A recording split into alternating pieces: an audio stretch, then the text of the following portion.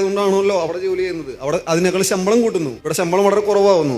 എന്താ അതിനൊരു പോംവഴി? അതിന് യുവാക്കൾ ഇത്രയും വേഗം കുടിയേറുന്നത് മൈഗ്രേഷനുകൾ കാരണം എന്തുകൊണ്ടാണ് നടന്നത്? ഇവിടെ ശമ്പളം കുറവാണല്ലോ മെയിനായിട്ട്. ശമ്പളം കുറവ് ഉള്ള ആളുകൾ ശമ്പളം കൊടുക്കുന്നവരായി മാറുക, അപ്പോൾ ആ പ്രശ്നം തീരും.